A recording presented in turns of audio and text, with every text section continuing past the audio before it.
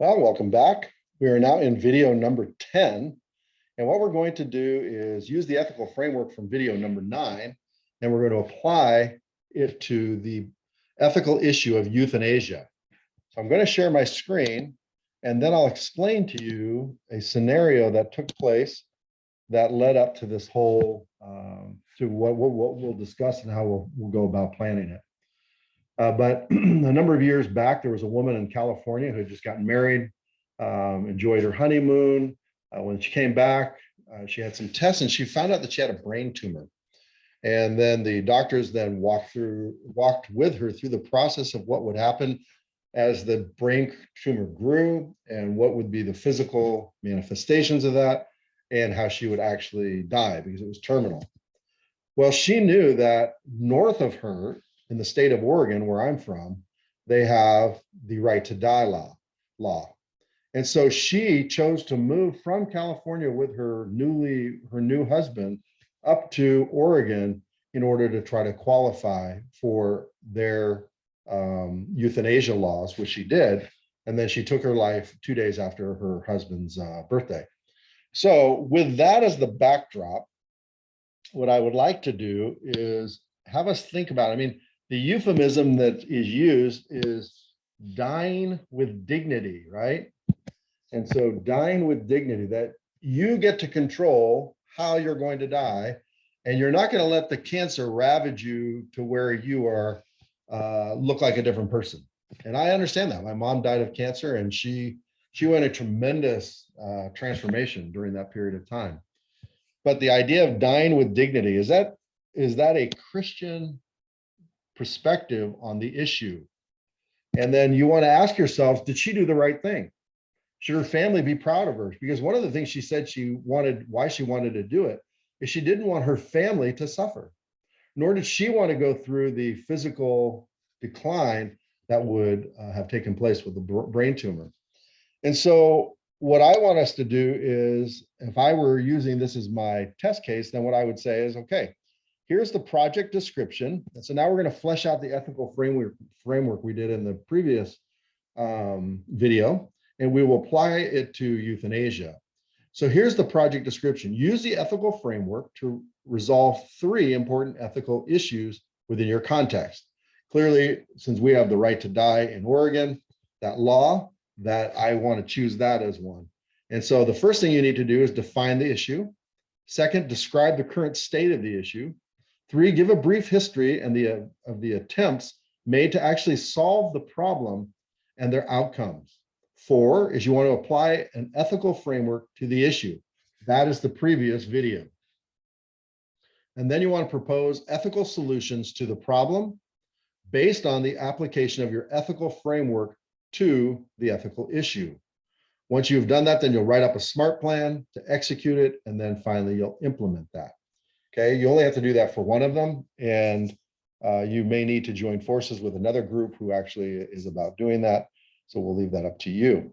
So let's go ahead and we're going to walk through that project description. We're going to go through the first 4 steps, and we'll finish with 5, but the 5th step is not actually in the learning experience. It's embedded in the actual framework. So let's go ahead and begin. So the first thing you want to do is you want to define the issue.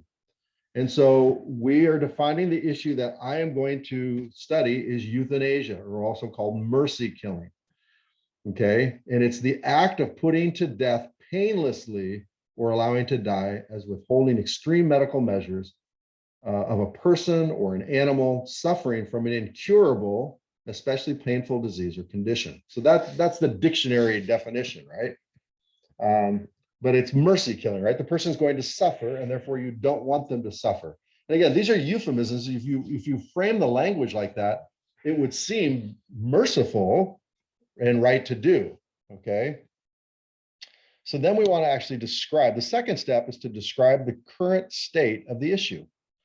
And so you can see here that in Oregon, we have, it's called the Death with Dignity Act. All right.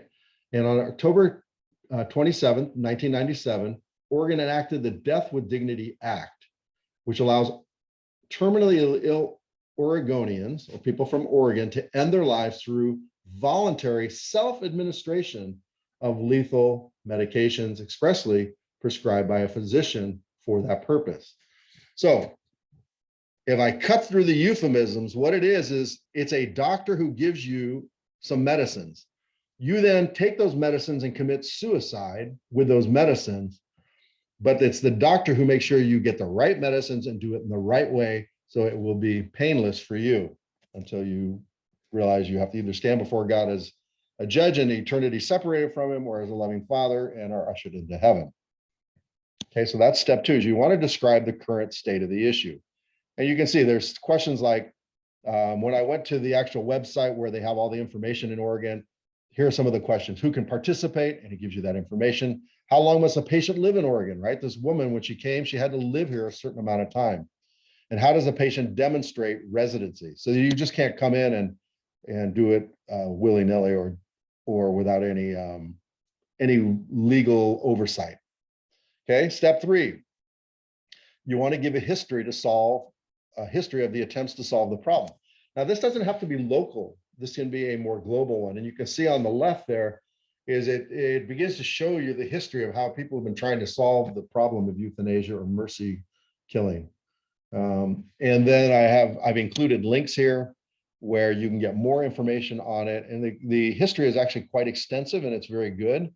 You can see that I got one from the deathwithdignity.org. That is the government website. It's the actual official website where the law is. The second one I got was from a journal of ethics from the American Medical Association. The AMA is supposed to be the organization when you are a physician that you should be a part of. And so they have put out their own information on the history of euthanasia. Then once you have that all in place, that takes you to step 4. And this is really where the bulk of your work will be, because you want to then apply your ethical framework to that, okay? And so what we're going to do is I've put that ethical framework in these steps. So step 1, if you recall, was you need to select the issue, and we've already done that, right? So we selected euthanasia. Then you want to gather the facts, and we did that above. Okay, oops, excuse me. And then you can see that I've just filled in a lot of these questions. So for example, what types of euthanasia exist? Who gets to choose who dies? Another question is, under what circumstances can a person select euthanasia in Oregon? And you can see that you have to be an adult, meaning you're 18 years or older. You need to be an actual resident of the state of Oregon, which is actually quite easy. You need to be able to communicate. You have to be able to tell people that it's your decision, so no, somebody's not going to actually use that to kill you. And then you have to have been diagnosed with a terminal disease that will end your life within 6 months, but you just never know. My father-in-law has cancer, and he was supposed to have died actually probably last year, and he is still alive, and he's still very productive in ministry. And so you just don't know. Another question is, doesn't making it legal make it moral? And clearly, just because something is legal, it doesn't make it moral. Question about how about the slippery slope argument, right? That if you start with this, then the next thing you're going to do is this, and before you know it, the government will actually be the one, not you, who selects who gets to live and die. If you are born maybe with a certain type of disease, and the government says, you know what, the prognosis of that is not good, then they get to make that selection. So that's the slippery slope argument. Okay, the next thing is step 3 is to determine the ethical issues. Okay, this is the SIF part. So this is where you have to really begin to think through this and say, okay, let's think through all the ethical issues that are involved with this. So euthanasia raises a number of agonizing moral dilemmas, right? So first, is it ever right to end the life of a terminally ill patient who is undergoing severe pain and suffering? So what would happen if you could actually manage their pain? Would that then constitute and allow them to say, you know what, I still want to take my life? Or 2, under what circumstances is euthanasia justifiable, if at all, if ever? And so you have to think through that. Is, how about if you are pregnant and you have a terminal disease and you're 3 months pregnant and you're going to die within, they say, a month? Can you commit euthanasia? And if you do, then you're also need to think through the issues of the fetus. All right. Or number three, is there a moral difference between killing someone and letting them die? And we'll see later that that is a very significant issue as we're trying to think through this. So the part of the determine the ethical issues in sifting would include those kind of elements.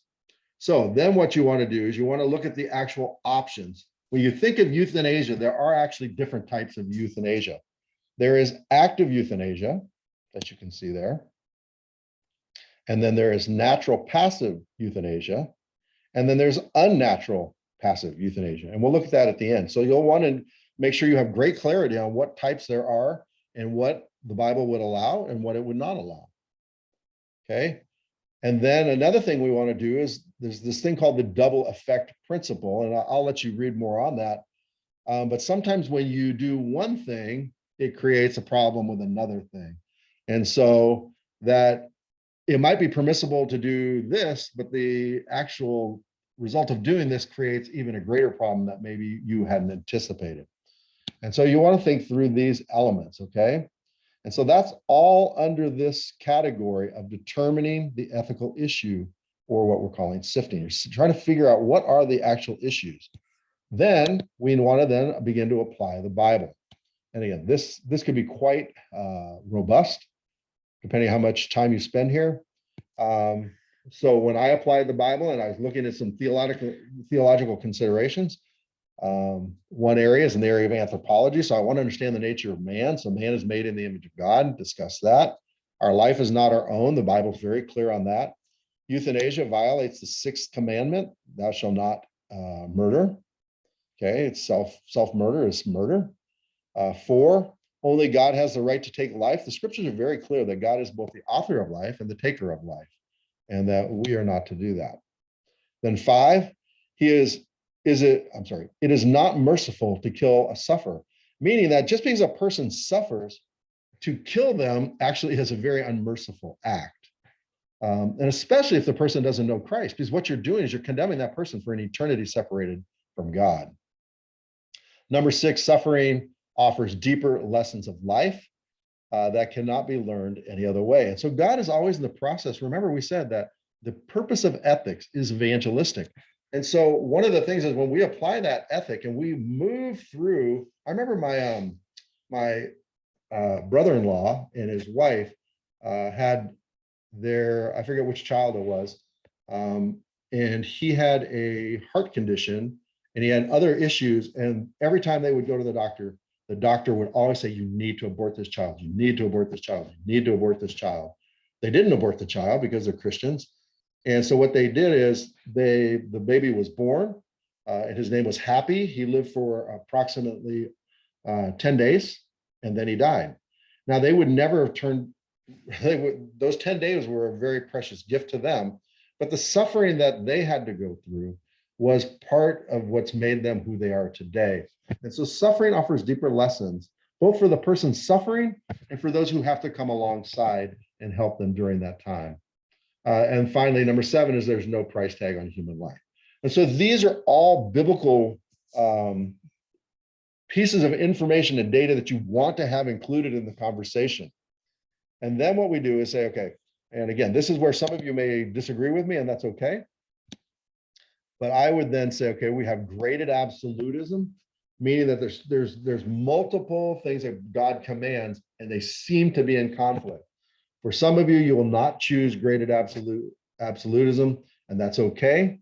And so you'll use the non-conflicting absolutism where there's no conflict because God will work something out. I am not taking that, but if that's where you're going to go, then you need to insert that here.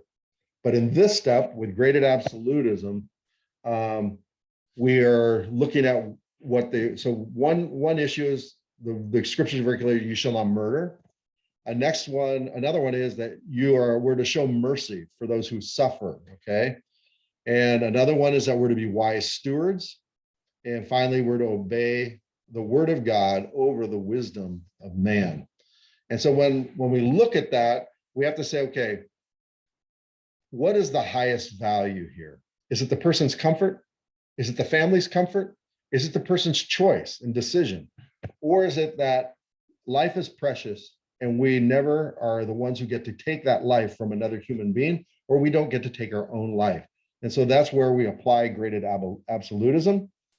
And then what we do is we have to list the options. Okay, step 6 is we list the options.